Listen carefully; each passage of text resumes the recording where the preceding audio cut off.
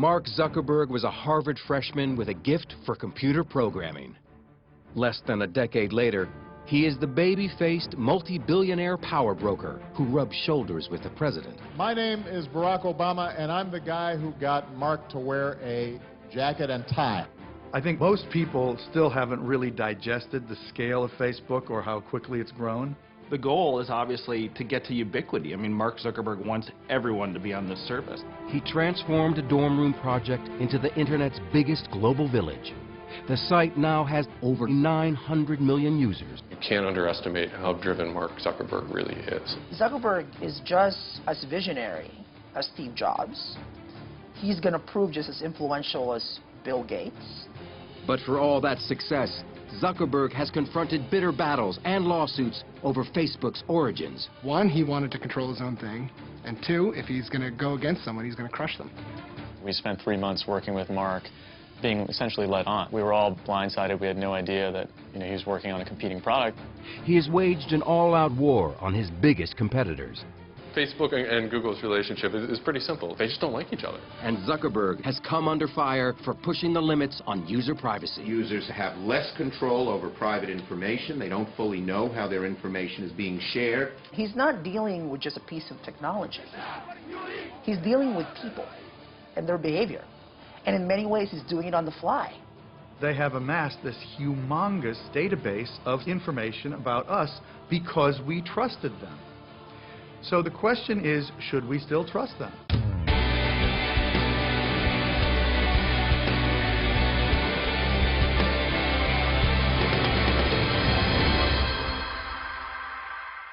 I think that the goal that we went into it with wasn't to make an online community, but sort of like a mirror for the real community that existed in real life. Mark Zuckerberg. We think we know him because we've seen his life unfold in the Oscar-winning movie The Social Network. The portrait was unsparing, a super geek, intense, cutthroat, brilliant, and socially crippled. I don't understand. Which part? But was it accurate? He's always had friends. He's a pretty social guy. I think the last time I checked, 879 friends on Facebook. This is the real Mark Zuckerberg in rarely seen footage shot at Facebook's first corporate headquarters by young filmmakers in 2005. What are we celebrating, Mark? It's got 3 million users. 3 million users. Yeah. And how long has Facebook been around? Not that long. A little more than a year. Like a little more than a year. At this point, yeah. While Zuckerberg pushes the envelope on user privacy, he opted out of participating in this program. In 2004, at the age of 19, he created Facebook. Today, the 28-year-old CEO has accumulated a net worth estimated at $15.5 billion. Mark's mission from the beginning was about connecting people, and it was clearly based on this theory that if the world were more connected, it would be a better place. But there's a lot of surprises when you really dig deep into the story of Facebook. The biggest single surprise is the peculiar and tenacious personality of Mark Zuckerberg and the depth of his convictions and his consistency. Born in 1984, he grew up in the Hudson River town of Dobbs Ferry, a bedroom community north of New York City. David Kirkpatrick spent 2 years researching a book about Zuckerberg and Facebook called The Facebook Effect. He comes from an unbelievably supportive family in which he's the only son, and he has 3 sisters.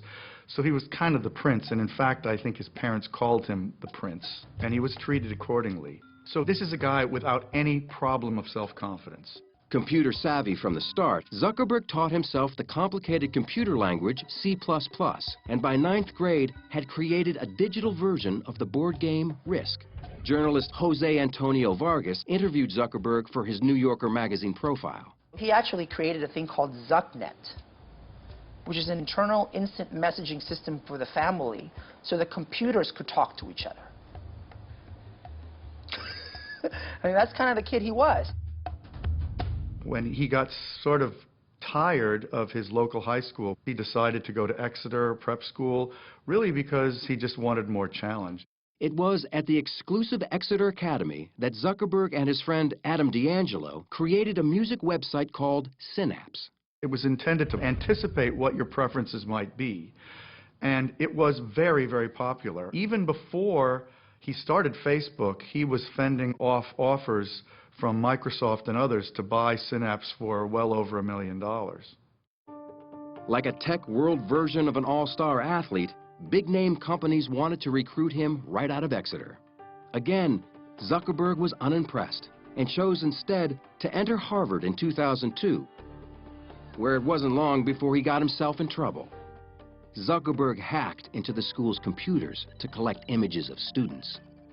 Nicholas Carlson is deputy editor at BusinessInsider.com.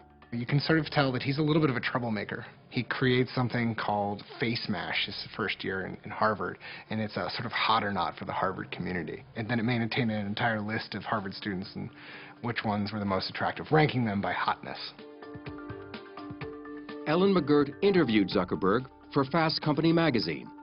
Face Mash worked in kind of a little bit of an icky way. It made people upset. Obviously, people felt mocked or exposed, and it was one of the first big experiences that Mark had with the privacy issues of the masses.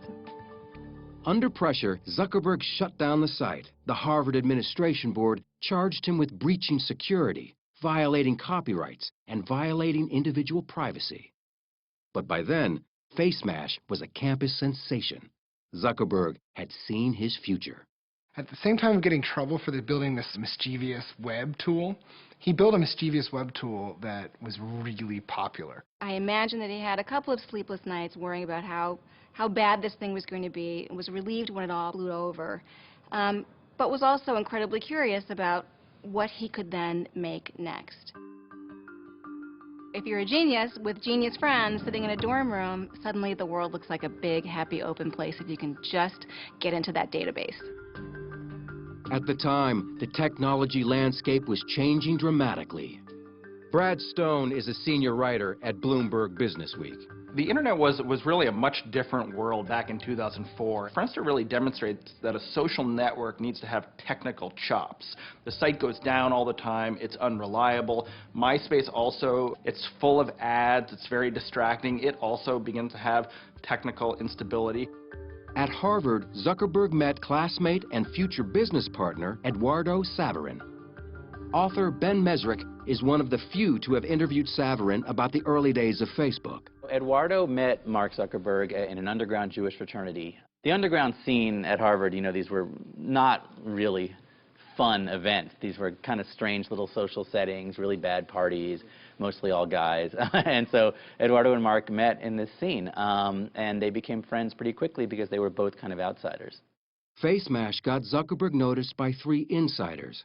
Upperclassmen building a social networking site called Harvard Connection, Olympic rowers and twins Cameron and Tyler Winklevoss, with partner Divya Narendra. Harvard Connection was an idea that I'd come up with when I was a junior in college. This was at the end of 2002. The team had been building the site for nearly a year. 2 of their original programmers had moved on, and they desperately needed a new partner.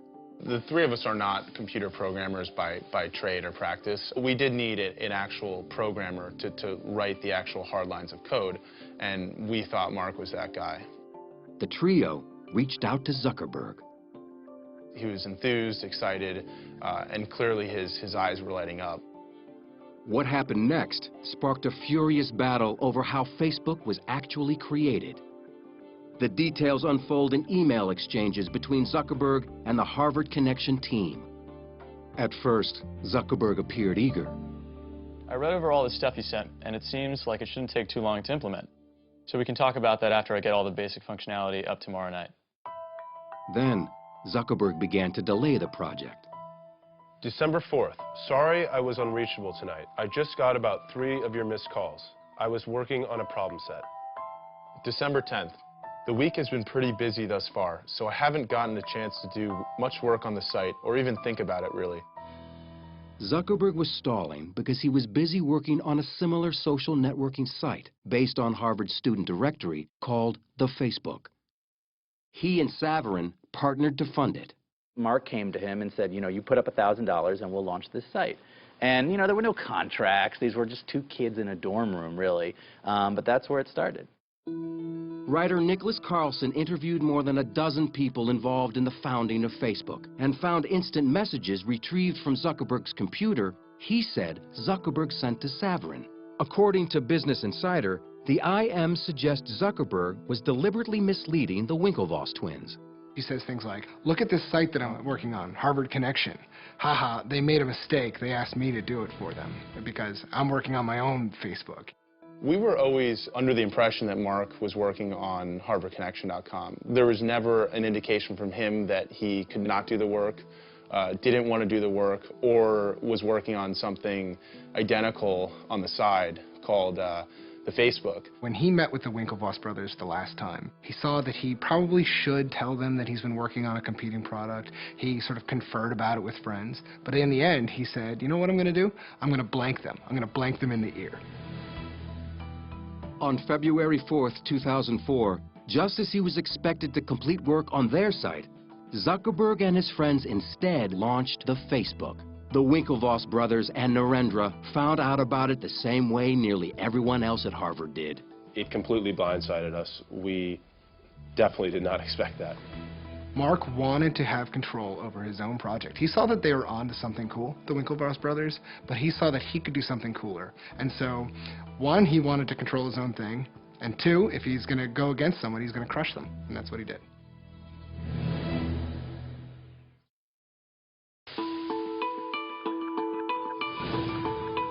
Mark Zuckerberg's new Harvard-based social networking site, the Facebook, was mired in controversy from the start.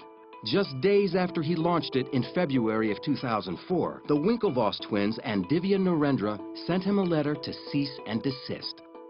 In a nutshell, our complaint against Mark Zuckerberg is fraud, unjust enrichment, and breach of contract. Zuckerberg responded with a letter denying any wrongdoing, claiming his site was a separate venture and used none of the same code. The Winklevoss twins and Narendra would later appeal a $65 million settlement with Facebook. They lost in federal court, but that settlement could now be worth $200 million. But none of the vicious legal wrangling slowed the incredible momentum of the Facebook. At that point, my roommates were kind of like, you know, this is pretty cool. Like, I bet this would work at other schools. So we launched it at Columbia, Yale, and Stanford. And within a couple of weeks, each of those three schools also had thousands of users who were like, all right, this is pretty sweet. Like, let's just go all out and see how many schools we can launch this at as quickly as possible. About this point in time, they started to take meetings with venture capitalists and with bigger advertisers, and this is all kind of Eduardo's doing. They got a pretty early deal with Visa, and they had a deal with American Express. They had a number of advertisers that came and went. Then record companies started getting interested, and they began to get some pretty good revenue from the music industry. Enter Sean Parker, who had his own connection to the music business. On a trip to New York, Zuckerberg and his partner, Eduardo Saverin, had dinner with the 24-year-old co-founder of Napster. The seasoned entrepreneur and a truly creative individual, an extraordinarily interesting person who had worked his way into a network in the Valley that is just to die for, particularly at that point. For Zuckerberg, Parker was a hero and a role model. Partner Saverin didn't agree. Eduardo did not think highly of Sean from the very beginning. He thought that Sean was a snake oil salesman, that they didn't need Sean, that Sean talked a big game but was living out of a duffel bag and had been kicked out of 2 companies. In the summer of 2004, with Saverin remaining on the East Coast, Zuckerberg left Harvard. We came out to Palo Alto for the summer just to hang out because Palo Alto is kind of this mythical place where, you know, all the startups come from, and got ready to launch at another 150 schools when the year started. One of the things that Mark did that was very smart by going to Palo Alto was to actually enter the petri dish of entrepreneurialism, particularly for new technologies.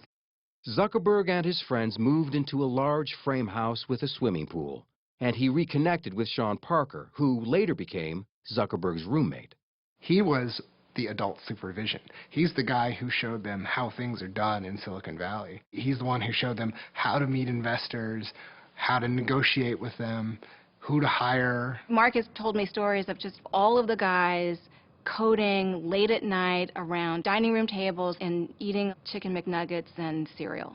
And there's partying going on. Sean Parker is bringing them around to the different kind of cool Silicon Valley hotspots. And meanwhile, the website is growing astronomically fast.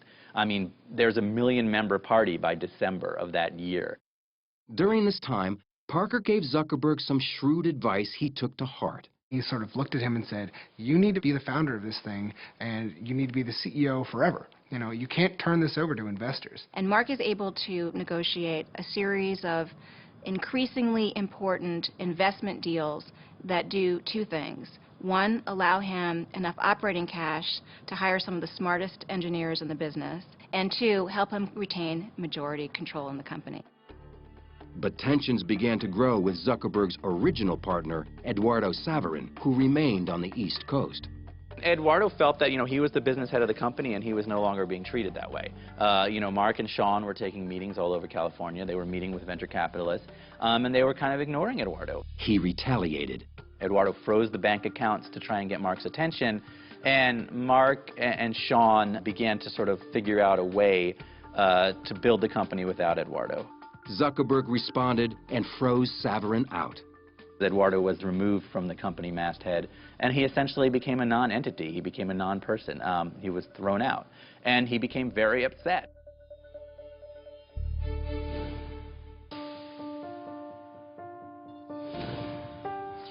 Facebook had 1 million active users on college campuses nationwide, and big money was starting to pour in. Sean Parker, the new president of Facebook, introduced Zuckerberg to Silicon Valley angel investor Peter Thiel, who put $500,000 into the company.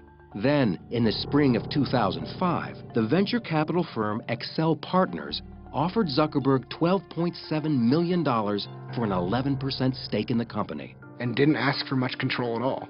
Walking away from that investment, Mark controlled 3 out of 5 board seats. Which is a bizarre and unprecedented situation to have one individual have absolute, effectively dictatorial control over the disposition and direction of an increasingly giant company. Overnight, the Excel investment gave Facebook a valuation of $100 million. As Facebook's public profile grew, so did Zuckerberg's control. This time, Sean Parker was edged out. In August of 2005, Parker was arrested for suspicion of cocaine possession. Although not formally charged with a crime and immediately released, it led to his abrupt resignation as president of Facebook. He was the primary outside face of the company, and it was felt that somebody who was under any kind of a cloud with drugs was not the right guy to be the public face of Facebook. So Mark reluctantly agreed that he ought to leave. Facebook was growing with remarkable speed, and Zuckerberg moved the company from its frat-like house with the pool to a larger and more conventional space in downtown Palo Alto. 3, 4, 5. But the college atmosphere remained the same. One of the things that I do focus on at Facebook is making sure that the culture is very friendly, and that people hang out. In terms of managing this whole process, nothing, nothing. Like, I have no idea what I'm doing, Even their employee interviews were different. Chris Kelly was brought on in the new position of Chief Privacy Officer to deal with Facebook's increasingly contentious privacy issues, at a time when the entire company numbered only a couple dozen employees. The first time I met Mark, we climbed out on the roof, out through the window, and did our interview on the roof of what was then a World Wraps.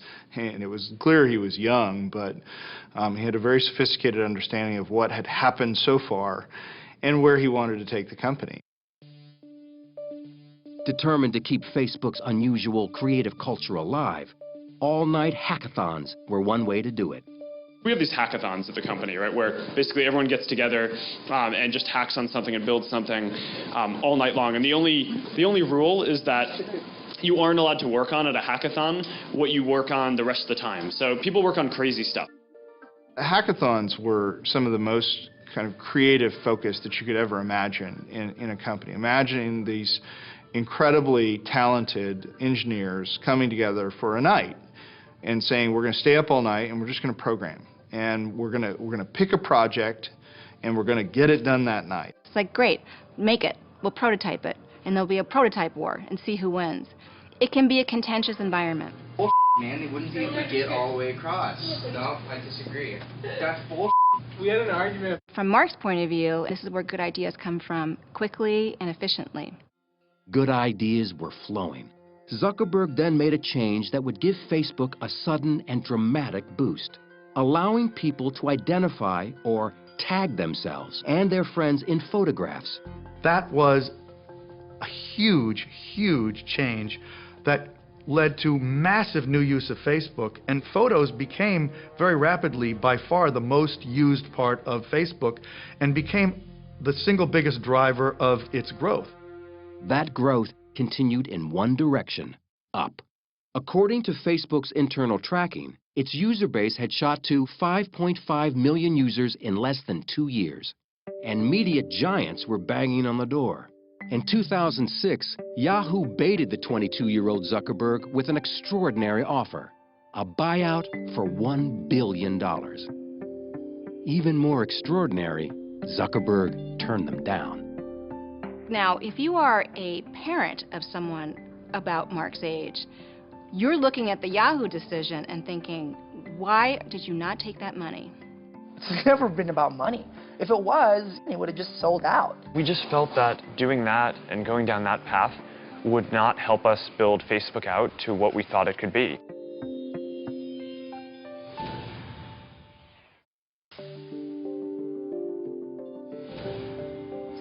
In 2006, Mark Zuckerberg rejected a $1 billion pitch from Yahoo when MTV pushed the ante even higher. Michael J. Wolff was CEO of MTV Networks. Mark had taken me on a walk around Palo Alto and shown me his apartment. And afterwards, we sat down for lunch, and I told him we'd be willing to pay as much as $1.5 billion to buy Facebook outright. His answer was, I think it's worth a lot more.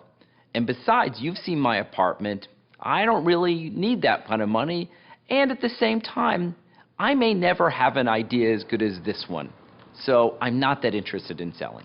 There was internal strife around it, no question. There were a lot of people who wanted to sell. Ultimately, Mark decided to turn down the offers.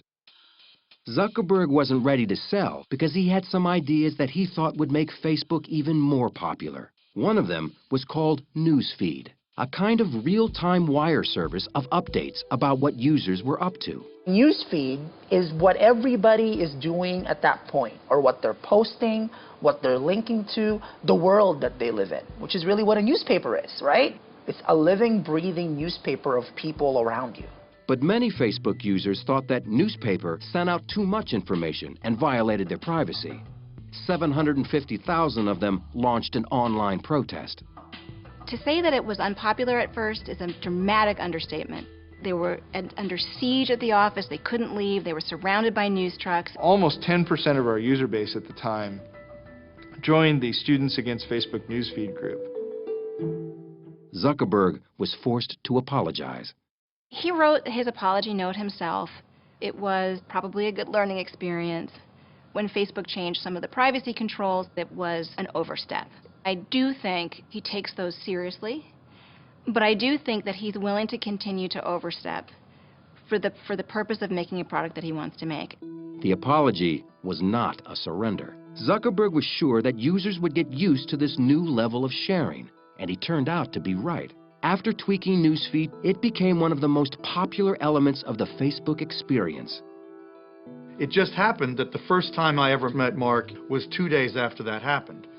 And I can tell you, even though his members were in open revolt, he was not the slightest bit flustered. He had complete confidence that everything was going to work out all right. Zuckerberg decided it was time to take Facebook beyond its college roots and introduce it to the general public. The response was stunning. Membership doubled, shooting up to 12 million by 2006. Zuckerberg radically altered the Facebook experience again, when for the first time the 23-year-old CEO invited programmers from around the world to develop apps for Facebook. It was another turning point, expanding Facebook from an insular world of information to a platform. And it was like the gold rush. You know, you open up this wonderful platform and in comes every kind of developer with every kind of idea, from video sharing to games to things that blink to things that turned into, you know, ballerinos and hippos and just every kind of fun, wonderful thing. The platform companies or the operating system companies always do the best. I mean, think of Microsoft. You know, it had this ubiquitous Windows platform, and all these other companies wrote programs for Windows. You know, Facebook's really trying to create itself in that model. And in 2007, Microsoft itself entered the picture, this time with a deal Zuckerberg couldn't turn down. And for the first time, the world got a glimpse of what Facebook may really be worth. By the time people were finally getting used to the idea that anyone would pay $1 billion for Facebook, Microsoft comes along and pays $250 million for 1.6% of the company. It was outrageous. It valued the company at $15 billion. This took Facebook from a thing that a lot of people use to a thing that everyone was talking about, the $15 billion company. But for a $15 billion company, Facebook was only making a meager $30 million in profits. To remedy that, Zuckerberg announced a sweeping new advertising system in the fall of 2007. One part of it let companies set up their own Facebook pages and advertise using social ads. Lou Kerner covers social media and owns shares in Facebook. Social ads on Facebook are ads where they would say that your friends Meg and Ryan like Virgin America. And it turns out, not surprisingly, that when you see that your friends like a product, you're more likely to click on that ad. So social ads have been very successful on Facebook virtually from the beginning. But another part of Facebook's new advertising plan, Beacon, gave users far more than they wanted, and they let Zuckerberg know about it. Zuckerberg's made a lot of mistakes. The next mistake, which was a really big one, was Beacon. You go to a third-party e-commerce site and you buy something, and unless you tell it not to really quickly, it's going to go back and tell all your friends that you just bought a diamond engagement ring. And obviously, you know, that sort of secret revealing can cause a lot of trouble. There was the great rallying cry that Facebook ruined Christmas because suddenly everyone's purchases were being broadcast to their entire network. Zuckerberg really tried to defend it for a while. It took him a while to realize how wrong it was. On December 5th, 2007, Zuckerberg made another apology. He had overreached yet again. But as with previous mistakes, it wouldn't really matter. Facebook was just too popular. And it wasn't long before Zuckerberg was loosening up the network's privacy controls one more time.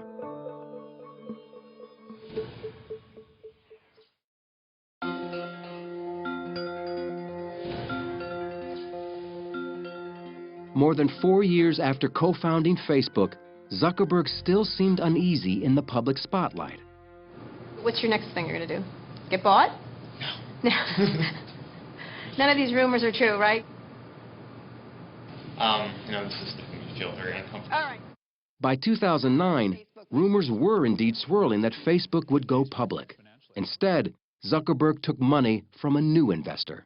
Yuri Milner, CEO of the Russian internet investment firm Digital Sky Technologies, offered a $200 million deal for just 1.9% of the company. Deals of that size are kind of never easy. There's a lot of back and forth. This deal was about the vision that we shared, how big this company can get. Everything else was sort of secondary. Milner's investment allowed Facebook to continue to expand, and it kept the development of the company firmly in the hands of its founder. Zuckerberg knew that pushing Facebook advertising even further was the key to continued growth. For years, Zuckerberg believed that Facebook was in a unique position.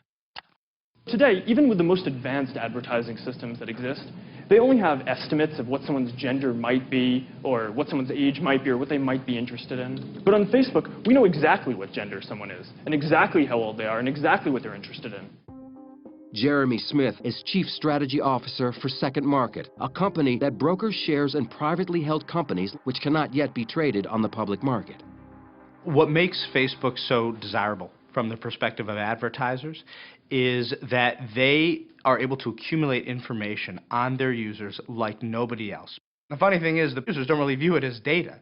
It's themselves. It's their information. It's their lives that they're putting on there. But as far as advertisers are concerned, it is the holy grail of data. Pushing the boundaries of that holy grail of data was about to get Zuckerberg in trouble again. In December 2009, he revamped the privacy settings for Facebook's then 350 million users. Unless users individually restored their settings, previously private information was now available to everyone on the internet. Many people just sort of took that default and somewhat inadvertently allowed a lot of their information to become public. And many privacy advocates believe that they didn't explain that or disclose it sufficiently. A firestorm of complaints from users and consumer groups forced Zuckerberg to backtrack again, sparking concerns in Congress. We are here today to urge Facebook's creator and CEO, Mark Zuckerberg, to revisit this new policy as soon as possible. We believe Facebook should reverse its policy to begin exploring guidelines so users know upfront what's happening. Adding fuel to the fire was the surfacing of still more instant messages. Business Insider published messages they said showed a friend asking then college-aged Zuckerberg why people shared their emails with him. Zuckerberg's response was curt and profane. You know, I mean, I asked him point blank about it, and he was very embarrassed by the fact that he had sent these IMs.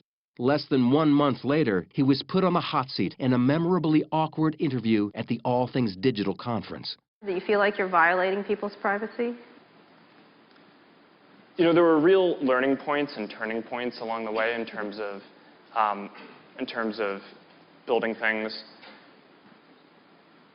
If I knew what I knew now then I hope I wouldn't have made those mistakes. But I can't go back and change the past. I can only do what we think is the right thing going forward. You know, anybody who's ever kind of doubted what Facebook is about or want to question his integrity, I mean, they can keep pointing back to that, right? To that instance of like, I can't trust that guy. That is going to be our check on him for as long as he remains CEO, you know, and in charge of that company. It's going to be like, okay, you're not that guy. Well, prove to us that you're not that guy. Chris Hufnagel, the director of privacy programs at the University of California, Berkeley, believes Mark Zuckerberg purposefully pushes the envelope on privacy. In most situations where a company does something that's unpopular, they have blowback. They lose the ability to do something. But in Facebook's case, we have something I call blow forward, where they take 2 steps forward, there's some type of public reaction, and they just take a little step back. And so over time, they've been able to open up profiles more and more. Mark does not think you should be a different person at work than you are at the bowling alley, in bed, at school. You know, he basically thinks you should be consistent across all these environments. So that's a very radical view for many older people.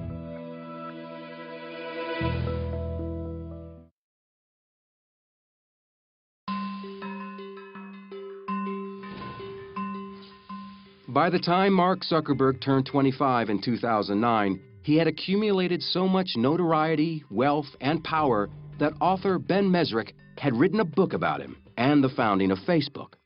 This story started for me at an email I received just out of the blue to my website, and Eduardo Saverin was angry.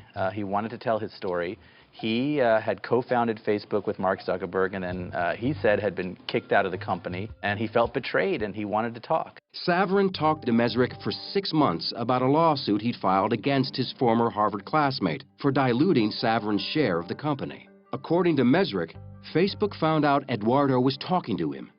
And they essentially settled with Eduardo. Nobody knows for sure what happened, but what I've heard is he got 5% of Facebook, and he had to sign an agreement that said he would never speak to Ben Mezrich again. But Mezrich already had enough material for his book. My proposal had leaked out on the web. Aaron Sorkin saw it. Scott Rudin saw it. So Sorkin immediately signed on to write the screenplay, and everything happened very quickly from there. The pre-release publicity surrounding the movie also seemed to force Zuckerberg to go on a PR offensive. The previously press-shy Zuckerberg was suddenly everywhere. If you build something great, that's what people care about.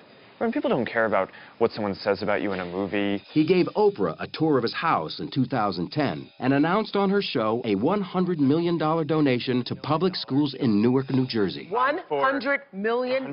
$100 million. The social network opened in wide release on October 1st, 2010. People want to go on the internet and check out their friends, so why not build a website that offers that friends, pictures, profiles? I'm talking about taking the entire social experience of college and putting it online. Zuckerberg complained about his on-screen portrait as a ruthless, socially challenged power geek with no friends. He said there were factual errors in the script. They frame it as if the whole reason for making Facebook and building something was because I wanted to get girls or wanted to get into some kind of social institution. And I mean, the reality for people who know me is I've actually been dating the same girl since before I started Facebook. They just can't wrap their head around the idea that someone might build something because they like building things.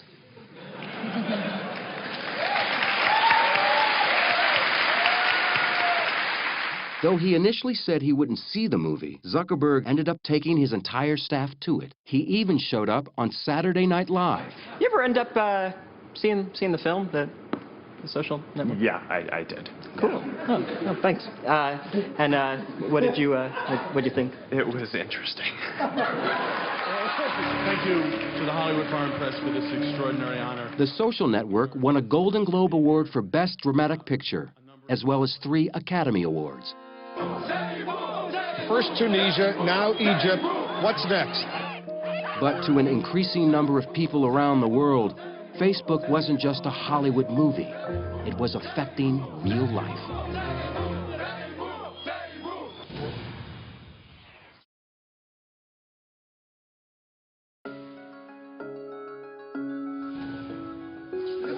In late 2010, demonstrators started taking to the streets in Tunisia and later in Egypt to protest their repressive governments. By this time, more than 70% of Facebook's 500 million+ users lived outside the United States. In Egypt, one flashpoint for the anger was a case of police brutality. At the center of the protests was a Google employee who ran a Facebook page. Wael Ghonim was the manager in Egypt of a page that was a memorial to this guy who had been beaten, tortured, and killed by the secret police. And that group became very, very large, many, many hundreds of thousands of members during the period leading up to the revolt against Mubarak. Facebook expedited the ability of people to express their dissatisfaction, which clearly sped up the process of these revolts. The governments of Tunisia and Egypt fell.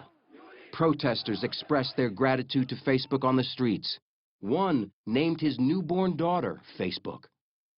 And Wael Ghonim sang the social networking site's praises on CNN. I want to meet Mark Zuckerberg one day and thank him. I'm talking on behalf of Egypt. This revolution started on Facebook when hundreds of thousands of Egyptians started collaborating content. You know, like we would post a video on Facebook. It would be shared by 50,000 people on their walls within a few hours. Facebook itself was very quick to try to distance themselves from that political activity. I mean, obviously, they supported it, but they don't really want to be seen as a tool of change because obviously Facebook wants to be active in regimes like China. They don't necessarily want themselves viewed as a tool of insurgency. Zuckerberg has taken on a personal goal that might help him with his mission to connect the world. He says he spends an hour a day studying Chinese, which could potentially help him gain 1 billion new friends. It's the fastest growing and the biggest internet market in the world. There are hundreds of millions of users, and his mission is incomplete if he's not in China. Mark Zuckerberg's power had never been greater, and once again, speculation grew that he would take his company public. Despite enormous pressure, Zuckerberg has been hesitant to pull the trigger and cash in. 100 years, 200 years from now, what's going to be more important? The money, right? Or the fact that he has had this kind of impact? Or the fact that he's, you know, executed and developed and helped evolve this thing that is more than just a technology site and it's more than just a website. And so I think that's why it's never been about money and it's never been about status. When companies go public, it's a tremendous strain on the management. And in fact, on top of all of that, when you go public, you open yourself up to even greater government scrutiny. Aware of that scrutiny, Facebook has amped up their presence in Washington with a team that includes several former White House aides and influential Capitol Hill insiders. Political official after political official will tell you, if you are absent from the debate, you're likely to be the person who kind of gets cut out. And so presence in that debate, particularly when Google and Yahoo and Microsoft and a number of other very large players are spending a lot on lobbying, is a mistake. Today, several Facebook founders, including Mark's friends and classmates, have left the company to start new ventures on their own. They've been dubbed the Facebook Mafia. But much of Silicon Valley talent is on their way in. Top programmers are leaving companies like Google to be a part of Zuckerberg's momentum. And Facebook and Google, the two internet behemoths, are competing in other ways. Ryan Singal is a staff writer for Wired magazine. Facebook and Google's relationship is pretty simple. They just don't like each other. They're really, they're competing cultures. Facebook was sort of young, brash, wild, and Google is like, an algorithm company. Like, these are guys that, like, any problem, there's got to be a way that they can write a little algorithm that'll fix it. It's clear that Google missed the rise of social, and Eric Schmidt has admitted to being flat-footed around Facebook and around social. They've tried a number of things, most spectacularly the Buzz social network. That just hasn't worked. Then, in May of 2011, Facebook was embarrassed when it was revealed that they had launched a secret attack on Google. Facebook is doing damage control after revelations it hired a PR firm to plant negative stories about Google. Facebook claimed publicly it was not a smear campaign, but the exchange revealed just how vicious the competition has become. The whole Burstyn Marsteller flap was really just an in-your-face expression of the animosity that has sprung up not only between these two companies, but almost the personal Shakespearean drama that's playing out between Google and between Facebook, which frankly has a lot of former Google execs who would like nothing more than to supplant their former company. You can't underestimate how driven Mark Zuckerberg really is. He says his mission is to make the world more open and a better place. His mission is also to be number one, right? He wants to be, inscribed on granite above Bill Gates, I think. He is well on his way. Like Gates, another Harvard dropout, Zuckerberg is a fierce competitor. He moved quickly to vanquish rivals Google and Twitter with a stunning acquisition in April 2012. Instagram is off the market in an instant. Facebook likes the photo sharing app so much it's paying $1 billion for it in cash and shares ahead of its IPO. But the app is free and has little known revenue. Still, Facebook may need Instagram more than Instagram needs the money. Instagram has become a photo-sharing competitor and a social network all its own. It was considered a radical and defensive move. Facebook cannot take any chance that any other social network oriented toward photos could really get traction that would compare to theirs. And I think, so there's a preemptive quality to this. Also, I think almost certainly Google was interested and probably maybe forced Facebook to act now. 1 month later, Facebook finally went public in the largest IPO on record for an internet company, making Mark Zuckerberg a multi-billionaire. This is an awesome moment. The CEO in hoodie and sneakers retained tight control of his company with 57% of shareholder voting rights. Facebook has literally changed the world. We've moved from the country to the village to the town to Facebook. It's just getting started, too. I think it's just going to get bigger and bigger and bigger. For a site that's able to move from the dorm room to a site where, my 80-year-old mother and myself and my chiropractor and my third grade class all reunites on the site and we all have something to talk about, it's an achievement. Zuckerberg is just as visionary as Steve Jobs. He's going to prove just as influential as Bill Gates. But he's not dealing with a piece of gadget. He's not dealing with some program. He's dealing with our lives. He's dealing with our identities. So that's why I think we're all going to have to kind of keep him in check, in a way. We make decisions at Facebook not optimizing for, what is going to happen in the next year, but what's going to set us up to really be in this world where every product experience that you have is social, and that's all powered by Facebook.